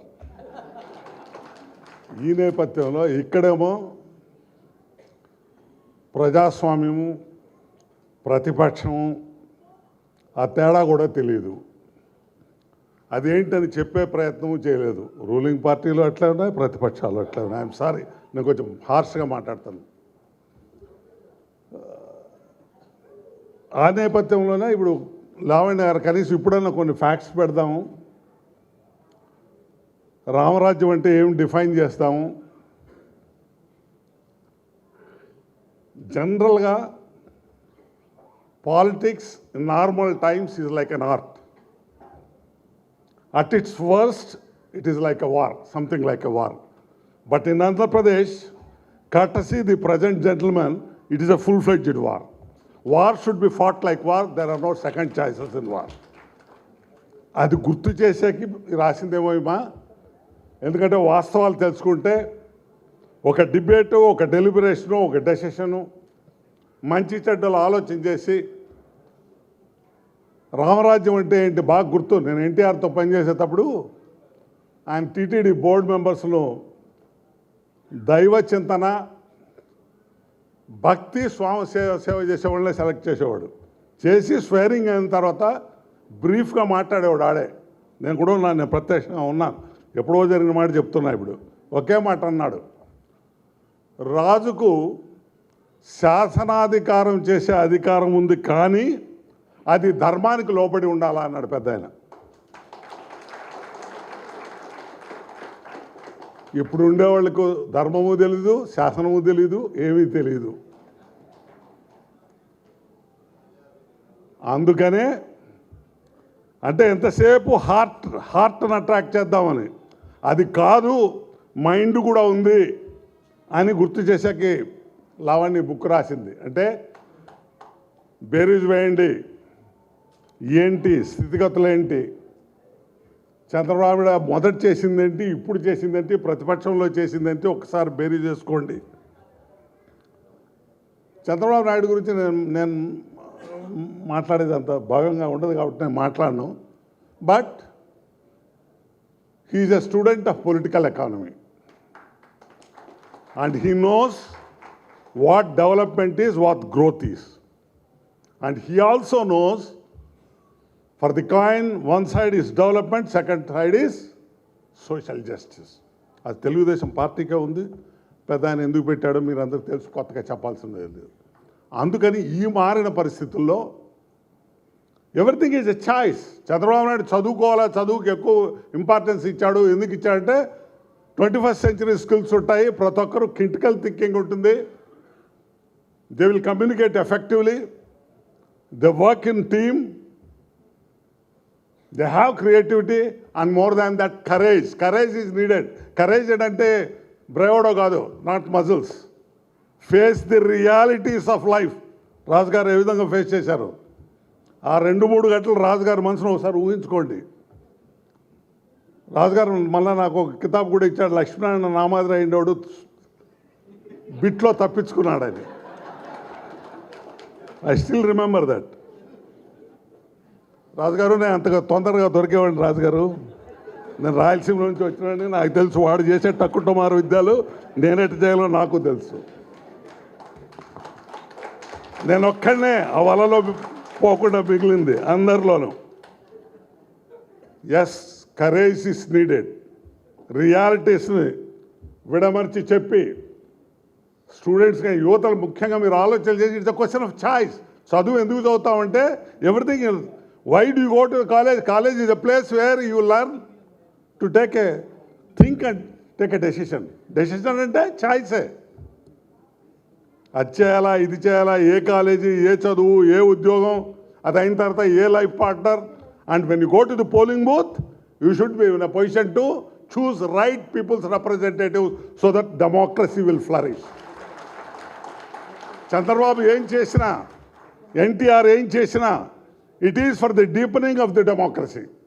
ప్రజాస్వామ్యం పరడి వెళ్ళాలంటే జాతి మొత్తం, that should be a social cohesion. That is what this party has been trying. That's what she's tried to project in this book. ఈ బుక్స్లో ఆమె రాసింది అదే. అందుకనే ఆర్థిక సంస్కరణ చేశారో దాంట్లో చాలా కరేజ్ కావాలా, చాలా సాహసం. పివి నరసింహరావు గారు ఏమో అక్కడ సెంటర్లో చేస్తే ఫస్ట్ టైం స్టేట్స్లో చేశారు. చక్రవర్తి అన్నాడు బెస్ట్ సీఎం అని. Yes, I do agree, but we should also consider Pratap Singh Kairon. He has also done good work. ఎవరైనా కానీ నిష్పక్షపాతంగా, because you said after independence, therefore I'm telling Pratap Singh Kairon of Punjab. ఆ విధంగా ఒక మంచి సమాజం. చంద్రబాబు గారు ఎప్పుడూ ఒకే మాట చెప్పేవాడు, అది ఈ అమ్మాయి దీంట్లో కూడా రిఫ్లెక్ట్ చేసింది. ఏమని, నువ్వు ఏ విధంగా ఆలోచన చేస్తావో, నీ మైండ్ ఏ విధంగా ఉంటుందో ఆ విధమైన మనిషి నువ్వు అవుతావు అంటాడు. వరల్డ్ బ్యాంక్ కూడా మైండ్ డెవలప్మెంట్ అని ఒక స్పెషల్ తీసుకొచ్చారు. ఇది ఎప్పుడు చెప్పండి, ఇప్పుడు చెప్పలే, ఎప్పుడో చెప్పాడు ఆయన. ఇంకోటి కూడా బుక్స్ చదువుతుంటే నా చేతిలో 96 జూన్లో వైట్ పేపర్ ఒకటి పబ్లిష్ చేశారు ఈయన చీఫ్ మినిస్టర్ అయిన ఫస్ట్ టైం. దాంట్లో క్లియర్గా చేశాడు, చెప్తాడు దాంట్లో ఆయన, మనం అప్పులు చేసి నెక్స్ట్ జనరేషన్ మీద మనం రుద్దే తప్పు చేయకూడదు అన్నాడు. అని ఇంకో మాట కూడా అన్నాడు, our government is a trustee, మేము ధర్మకర్తలు అని చెప్పాడు.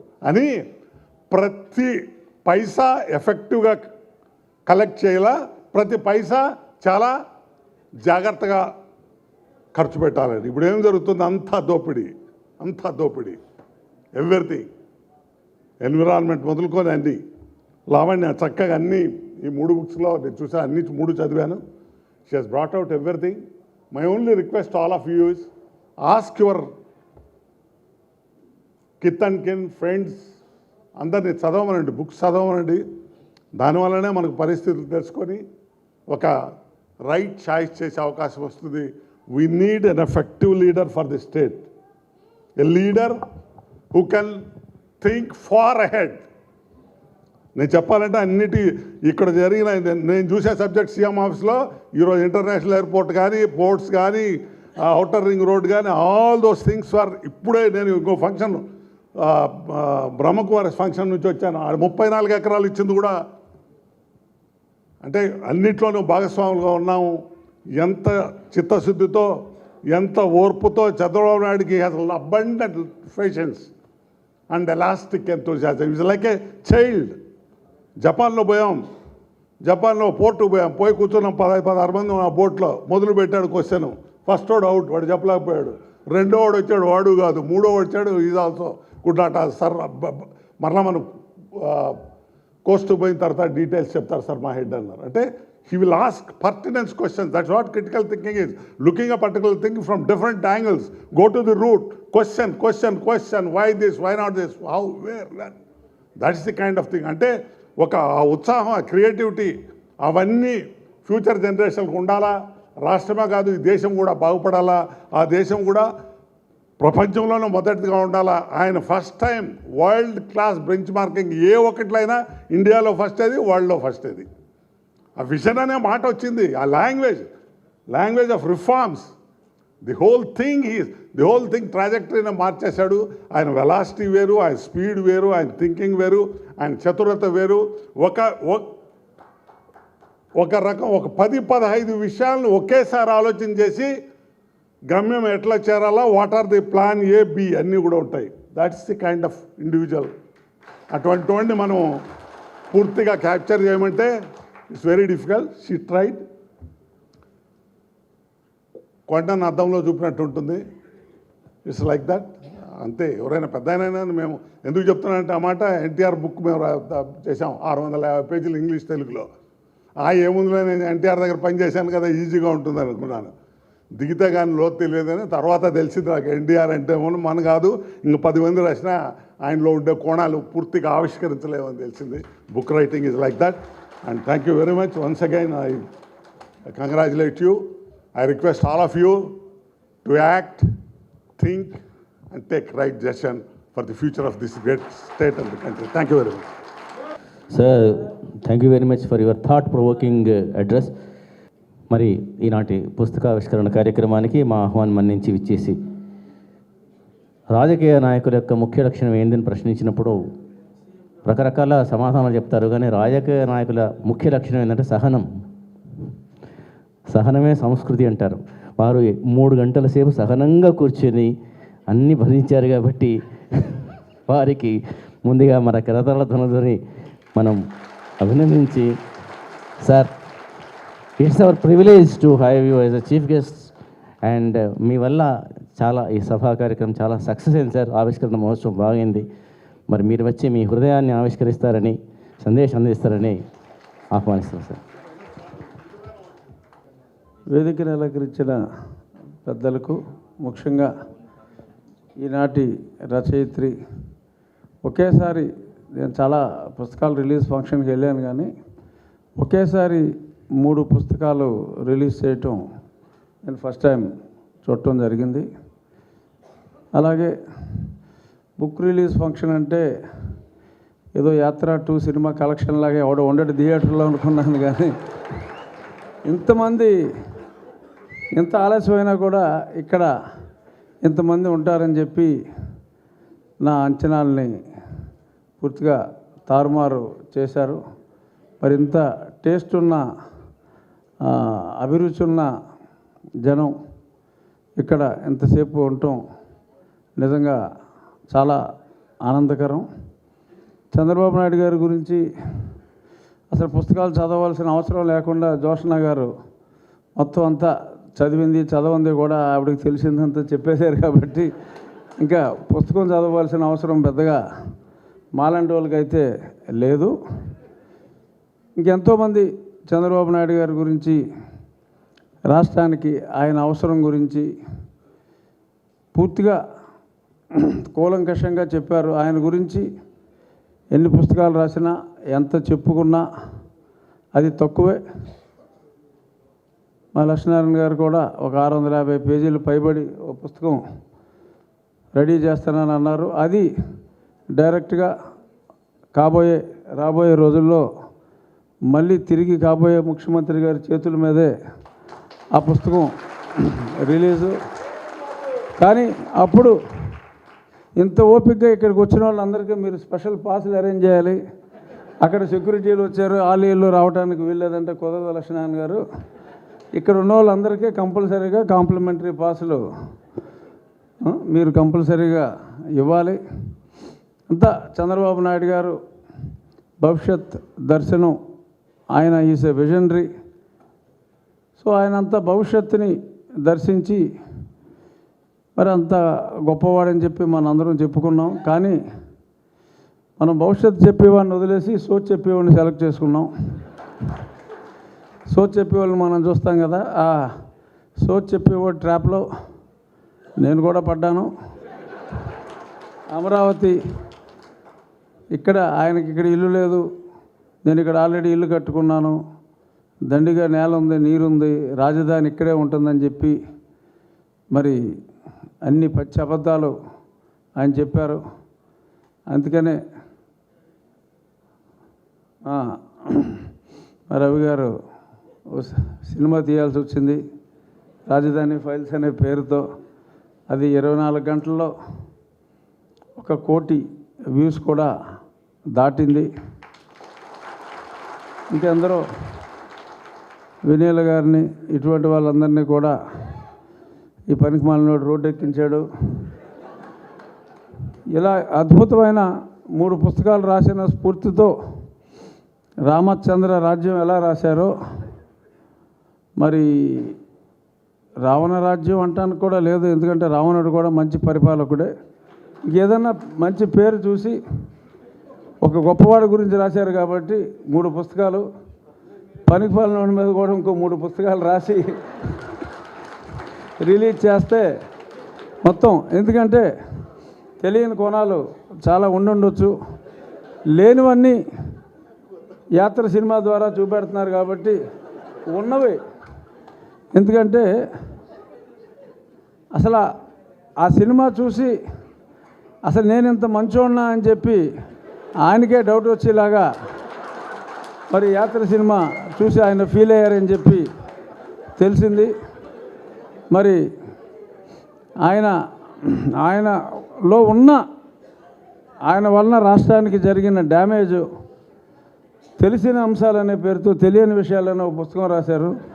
తెలిసిన విషయాలే కొంచెం అందంగా, లేదంటే మీకు నా ఒక 800-900 ఎపిసోడ్లు ఉంటాయి రచ్చబండ, అది చదివితే, ఎందుకంటే నేను ఇలాగా చెప్పుకుంటూ పోవటమే తప్ప మీ అంత అద్భుతంగా నేను రాయలేను కాబట్టి, సో దాన్ని కొంచెం నీట్గా ఇదైన శైలిలో, సో పండితులకి పామరులకు కూడా అర్థమయ్యేలాగా మరి సో మంచి పుస్తకాలు రాయాలని, ఆ పుస్తకాలకి ఎప్పుడైనా ఒక గొప్పవాడి గురించి రాసిన దానికన్నా ఒక పరిమాణాడు గురించి రాస్తే సేల్స్ కూడా ఎక్కువ ఉంటాయి. మీరు ఆ పుస్తకం సేల్స్ పెట్టండి, మీకు దీనికన్నా 10 రెట్లు సేల్ ఉంటుందని చెప్పి చెప్తూ,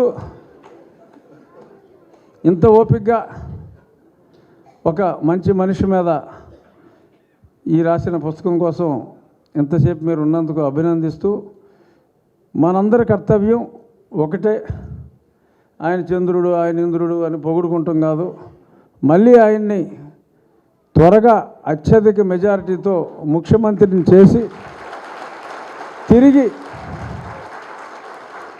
చంద్రన్న రాజ్యాన్ని స్థాపించుకునే దిశగా అత్యధిక మెజారిటీతో మనం ముందుకెళ్ళాలి.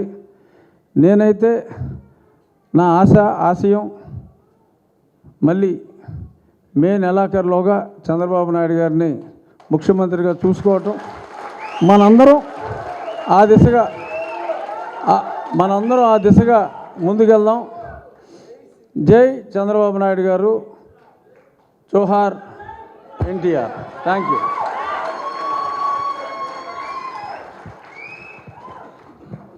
అందరిలో 3 గంటల పాటు ఉన్నటువంటి నిస్తేజాన్ని అద్భుతమైన ప్రసంగంతో నవ్వులు పువ్వులు పోయించి, Vivekananda Swami first time Chicago వెళ్ళినప్పుడు ఒక సందేశం ఇస్తాడు, హిందువులారా జాగృతం కండి అని. Thank you so much sir, thank you very much. ఎవరి కోసం ఈ సభా కార్యక్రమం ఏర్పాటు చేశారో ఆ కథానాయక డాక్టర్ ఇనగంటి లావణ్య గారు విచ్చేసి వారి స్పందన, దీని తర్వాత జ్ఞాపికల ప్రదానం విచ్చేసిన అతిథులకు ఉంటుంది, తర్వాత వందన సమర్పణ, తర్వాత భోజనాలు. ఇది ఏజెండా. ఇప్పుడు రచయిత్రి గారిని ఆహ్వానిస్తున్నాను. డాక్టర్ ఇనుగంటి లావణ్య గారు, MA Hindi, MA Telugu, MA English, PhD, ఇంకేమైనా ఉన్నాయమ్మా? నాకే తెలిసిన ఇవే. వేదికను అలంకరించిన మేరు నగధీరులకు నా నమస్కారాలు. మా ఆహ్వానాన్ని మన్నించి కార్యక్రమానికి విచ్చేసిన ఆత్మీయులు, బంధువులు, మిత్రులు, శ్రేయోభిలాషులకు వందనాలు. వేదిక మీద ఉన్న పెద్దలకు, వచ్చిన వారిలో చాలామందికి నాకన్నా బాగా చంద్రబాబు గారి గురించి తెలుసు. నేను మాట్లాడడం అంటే హనుమ ముందు కుప్పిగంతులు వేయటం లాంటిది. కానీ నేను 3 మాటలతో నా ప్రసంగాన్ని ముగిస్తాను. మా ఇంటి ఇలవేల్పు, మా ఆరాధ్య దైవం శ్రీరామచంద్రుడు, నా ఆరాధ్య నాయకుడు చంద్రబాబు నాయుడు.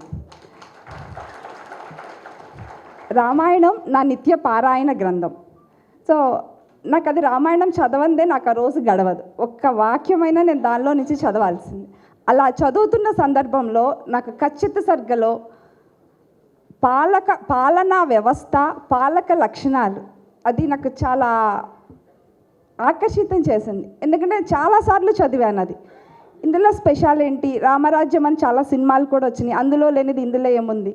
అది చదివేటప్పుడు అంటే నాకు తెలిసినటువంటి పాలనా వ్యవస్థలని, నేను చూసినటువంటి పాలకులని కంపేర్ చేశాను. రాముడు చెప్తున్న లక్షణాలు పాలకుల్లో ఎవరిలో ఉన్నాయి, ఎలా ఉన్నాయి, ఏంటి అని చూస్తూ వస్తే నాకు ఆ లక్షణాలు కొంత చంద్రబాబు గారిలో కనిపించింది.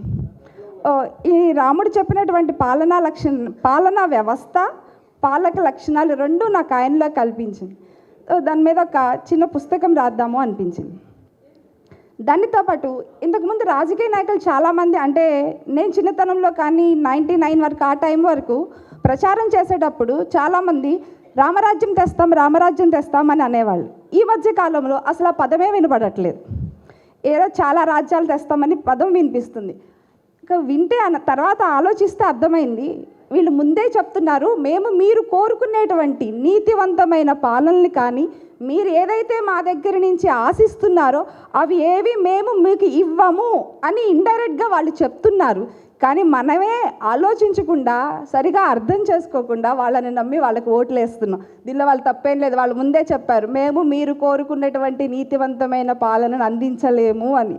అర్థం చేసుకోకపోవడం మన తప్పే అన్నమాట. సో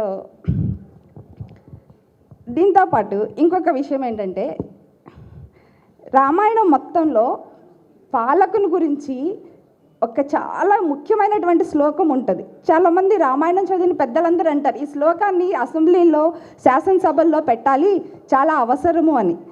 భూయో వినయమస్తాయ భవనిత్యం జితేంద్రియ కామకోద సముత్యాన్ని త్యజైన వసనానిచ. అంటే పాలకుడికి చాలా వినయం ఉండాలి. సో అది మన బాబుగారి దగ్గర కావాల్సినంత ఉంది. దానితో పాటు కామ క్రోధాలని జయించాలి, మీనంటే కోరికలని, కోపాన్ని జయించాలి అని. సో కోరికలని జయించలేకపోతే ఏం చేస్తాడు, ఆయనకున్న కోరికలతో సంపదలను దుర్వినియోగం చేస్తాడు. ఏం కావాలో అవన్నీ చేసుకుంటూ వెళ్తారు. క్రోధాన్ని జయించలేని వాళ్ళు ఏం చేస్తారు, వాళ్ళకున్నటువంటి కోపాన్ని ఎవరి మీద, వాళ్ళకు కక్షలు, పగలు ఏదన్నా ఉండనండి, ఆ అధికారాన్ని దుర్వినియోగం చేసి వాళ్ళ కోపాన్ని తీర్చుకుంటారు. అవన్నీ మనం ఈరోజు చూస్తున్నాం. సో ఇంకా రాముడు చాలా వ్యసనాలు ఉండకూడదు అని చెప్పాడు. ఇతరులను దూషించడం చాలా చెప్పారు. ఆయన చెప్పినటువంటి వ్యసనాల్లో ఏ ఒక్క వ్యసనం చంద్రబాబు గారికి లేదు. కానీ రాముడు చెప్పినటువంటి ఒక్క వ్యసనం మాత్రం చంద్రబాబు గారికి ఉంది. అది మంచిదైనా చెడ్డదైనా వ్యసనం ఏంటంటే ఆ వ్యసనం రాష్ట్రాభివృద్ధి. గురజాడ అప్పారావు గారు ఒక మాట చెప్పారు, ఏ దేశమేగినా ఎందుకు కాలిడినా పొగడరా నీ తల్లి భూమి భారత్ని. మన చంద్రబాబు గారు ఏమంటారు, ఏ దేశమేగినా ఎందుకు కాలిడినా ఆంధ్ర రాష్ట్ర అభివృద్ధి గురించి మాట్లాడాలి. ఏ రంగం గురించి మాట్లాడినా దానిలో ఆంధ్ర పదం ఉండాలి, ఆంధ్ర మూలాలు దానిలో ఉండాలి. ఒక రంగం, వ్యవసాయ రంగం గురించి మాట్లాడితే ఆంధ్రప్రదేశ్లో ఇలా చేశారు, టెక్నాలజీని ఉపయోగించి వ్యవసాయం చేయడం అనేటువంటి పద్ధతిని మొదలుపెట్టారు చంద్రబాబు గారు. ఎవరన్నా ఎప్పుడైనా వ్యవసాయం గురించి మాట్లాడితే, ఇదిగో చంద్రబాబు గారు ఆంధ్రప్రదేశంలో టెక్నాలజీతో వ్యవసాయం చేస్తున్నారు, మనం దాన్ని ఫాలో అవుదాం. డ్వాక్రా సంఘం ద్వారా స్త్రీలను అభివృద్ధి చేశారు. ఏ రంగం గురించి, ఏ విషయం గురించి మాట్లాడుకున్నా ఫస్ట్ వాళ్ళకి ఆంధ్రప్రదేశే గుర్తు రావాలి, ఉదాహరణగా ఆంధ్రప్రదేశే కనిపించాలి.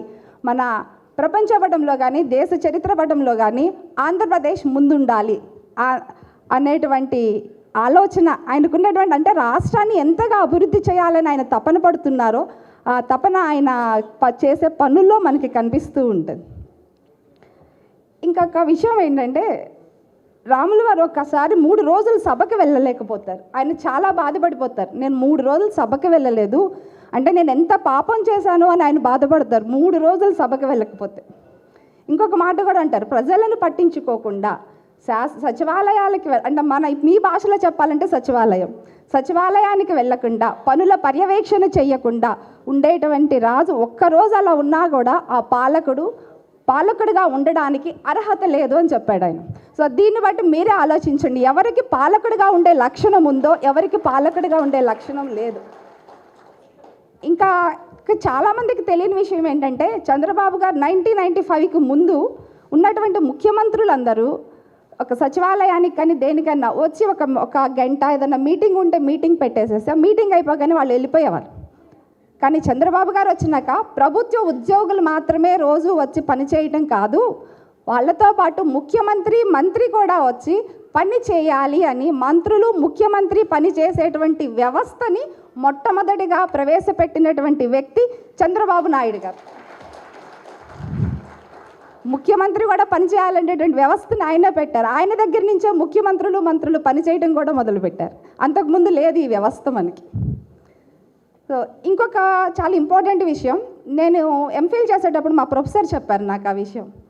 ఎలా అంటే తెలంగాణలో కొన్ని ప్లేసెస్ ఉండే నక్సలిజం ఎక్కువగా ఉండేటువంటి ప్రాంతాలు, ఆ ప్రాంతాల్లో చదువులు కూడా అంతంత మాత్రంగా చదువుకునే వాళ్ళు పిల్లలు. ఒకవేళ ఎవరైనా కాస్త కష్టపడి చదువుకున్న పాస్ మార్కులకి దగ్గరగా ఉండేవాళ్ళు. సో 30 మార్కులు లేకపోతే 32 అట్లా వచ్చి ఫెయిల్ అయ్యేవాళ్ళు. చంద్రబాబు గారు ఏం చెప్పారంటే, నక్సలిజాన్ని తగ్గించాలంటే వాళ్ళని సంహరించడం అలా కాకుండా ముందు మనం వేరే పద్ధతిలో నక్సలిజాన్ని తగ్గిద్దామని, వీళ్ళు చదువుకుంటే కలం పట్టుకుంటే గన్ పట్టుకోడు కదా, వీడు 10th క్లాస్లో 30 మార్కులు వచ్చినాయి, ఏమైంది వీడికి ఒక 5 మార్కులు వేసి మనం పాస్ చేసామనుకో నెక్స్ట్ ఇంటర్మీడియట్ చదువుతాడు, ఆ తర్వాత ఇంకోటి చదువుకోవడానికి వెళ్తాడు, వీడికి గన్ పట్టుకోవాలని ఆలోచన రాదు కదా. వీళ్ళందరికీ నక్సలిజం వదిలేసి అభివృద్ధి పదంలోకి వస్తారు కదా. చూడండి ఎంత గొప్ప ఆలోచన, అంత గొప్పగా ఆలోచించి ఆయన ఆ నక్సల్ ప్రభావిత ప్రాంతాల్లో వాళ్ళని 30 మార్కులు 29 మార్కులలో వచ్చిన వాళ్ళని పాస్ చేసి విద్యారంగంలోకి పయనించి వాళ్ళ అభివృద్ధి పదంలోకి నడిపించారు. ఎంత ఉన్నతమైనటువంటి ఆలోచన, అటువంటి ముఖ్యమంత్రిని మనం దూరం చేసుకోవటం అనేది చాలా బాధ కలిగిస్తూ ఉన్న విషయం. ఇంకొక ఈ మధ్య మన నవ్యాంధ్రప్రదేశ్లో ఆయన చేసినటువంటి విద్య విషయంలో ఆయన చేసినటువంటి ఇంకొక గొప్ప పని ఏంటంటే, ప్రభుత్వ పాఠశాలలు గురుకుల పాఠశాల దానిలో ఎక్కువ బడుగు బలహీన వర్గాల వారే చదువుకుంటూ ఉంటారు. వాళ్ళకి విద్యని మన ప్రైవేట్ స్కూల్స్ ఎంత మంచి విద్యను అందిస్తాయో అటువంటి విద్యని వాళ్ళకి అందిస్తూ దానితో పాటు పాఠశాల విద్య నుంచే సాంకేతికత అంటే మేము టెక్నాలజీని కూడా నేర్పిస్తున్నారు. ఒకవేళ వీళ్ళు ఏ ఇంటర్మీడియట్ వరకు చదువు ఆపేస్తే చదువుకోలేక వాడు నేర్చుకునే టెక్నాలజీ వాడికి ఏదో ఒక రకంగా ఉద్యోగం ఇస్తుంది, ఒక చిన్న వ్యాపారమైన వాడు చేసుకోగలుగుతాడు కదా. ఇంజనీరింగ్ దాకా టెక్నాలజీ నేర్చుకోకుండా ఉంటే ఎట్లా అని ప్రాథమిక విద్య నుంచే సాంకేతికత టెక్నాలజీని కూడా నేర్పిస్తూ చదువుతో పాటు దాన్ని కూడా ఒక భాగం చేసి చదువులో దాన్ని కూడా నేర్పిస్తూ మంచి ప్రతిభావంతులమైనటువంటి విద్యార్థులని మన ప్రపంచానికి అందించే ఆలోచన చేశారు ఆయన. ప్రాథమిక విద్య నుంచి జనరల్గా మనకున్నటువంటి అంతర్జాతీయ స్కూళ్ళల్లో కూడా ఇంటర్నేషనల్ స్కూల్స్లో కూడా కంప్యూటర్ ఉంది, బట్ అదొక చిన్న క్లాస్ పిల్లలకి ఆడతా పాడుతూ చదువుకుంటారు. కానీ ఈయన అలా కాకుండా దాన్ని కూడా పిల్లలు శ్రద్ధగా చదువుకునేటట్టు నేర్పించడం అనేది నాకు బాగా నచ్చింది. ఇంకొక ముఖ్య విషయం ఏంటంటే, జనరల్గా గుళ్ళల్లో మనం చూస్తూ ఉంటాం అన్నదానం ప్రతి గుళ్ళో ఉంటుంది. బాబుగారు ఒక కొత్త ఆలోచన చేశారు. అన్నదానం ప్రతి గుళ్ళల్లో ఎలా ఉంటుందో అలాగే ప్రతి స్కూల్లో కూడా విద్యాదానం అనేటువంటి ఒక బాక్స్ పెడదాం. గుళ్ళకెళ్ళి మనం అన్నదానానికి డబ్బులు డొనేట్ చేస్తున్నట్లు విద్యాదానానికి కూడా డబ్బులు డొనేట్ చేస్తే చిన్న చిన్న గ్రామాల్లో కానీ ఇంకా వేరే ఏదన్నా అవసరమైనటువంటి చోట ఈ డబ్బుల్ని ఉపయోగించి పాఠశాలలని అభివృద్ధి పదంలోకి తీసుకురావచ్చు కదా. పిల్లలు చదువుకోవడానికి ఎంతో ఉపయోగపడుతుంది కదా. వారికి ఉన్నటువంటి ఆలోచన నాకు బాగా నచ్చింది. ఎందుకంటే విద్యాదానం అనేటువంటి ఆలోచన ఇప్పటివరకు ఎవరు ఏ ముఖ్యమంత్రి చేయలేదు. సో మనం ఏదన్నా కొంతమంది పిల్లల్ని డొనేట్ చేసుకుని చదివించడం ఉంటుంది, కానీ ఒక విద్యాలయాల్లో దేవాలయాలు విద్యాదానం అనేటువంటి సిస్టమ్ని ప్రవేశపెట్టి ఆ డబ్బుని ఒక మంచి చదువుకి ఉపయోగించడం అనేటువంటి ఆలోచన చాలా గొప్పగా అనిపించింది. వీటన్నిటితో పాటు మనకి ఆయన అభివృద్ధి గురించి మీ అందరికీ ఆయన అభివృద్ధి గురించి తెలుసు, అన్నీ తెలుసు మనకి. ఆయన ఈ వయసులో కూడా ఆయన కోసం కష్టపడుతున్నారా? సీఎం అవ్వడం ఆయనకు అవసరమా? ఓడిపోయినా ఆయనకు వచ్చే నష్టమేం లేదు కదా. ఇంట్లో కూర్చుంటారు, ఇంకేదన్నా చేస్తారు. కానీ ఈ రోజున్నటువంటి వ్యవస్థలో చంద్రబాబు గారు గెలవటం అనేది మనకు అవసరం. మన ఊరి కోసం, మన గుడి కోసం, మన బడి కోసం, మన తల్లి ఒడి కోసం చంద్రబాబు గారిని రక్షించుకోవడం అనేది మనకే అవసరం, చంద్రబాబు గారికి కాదు. మన కోసమే మనం యుద్ధం చేయాలి. మనం ఎవరూ చేయలేకపోతుంటే యుద్ధానికి ఆయనే కథన రంగంలో ముందు నిలబడి ఆయన యుద్ధం చేస్తున్నాడు. ఆయన చేస్తున్నటువంటి యుద్ధానికి మనమందరం రామదండులాగా సహాయం చేద్దాం. మనకు చేతనైన సహాయం చేసి ఆయన యుద్ధంలో గెలవటానికి సహకరించి మరలా ఆయన్ని సేవకుణ్ణి చేద్దాం. ఆయన చేసేది సేవే కదా మనకి.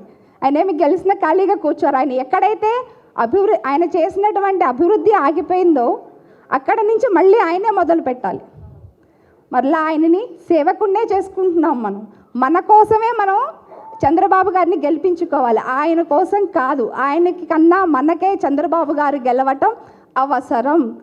సో మన అవసరం కోసం చంద్రబాబు గారిని గెలిపించుకుని మన ఆంధ్రప్రదేశ్ రాష్ట్రాన్ని ఉన్నత స్థానంలో ఆయన చెప్పినటువంటి సన్ రైజ్ స్టేట్గా చేసుకోవడానికి మనవంతుగా మనందరం కృషి చేద్దాం. ఈ అవకాశాన్ని ఇచ్చినటువంటి ఈ కార్యక్రమానికి హాజరైనటువంటి మీ అందరికీ ధన్యవాదాలు.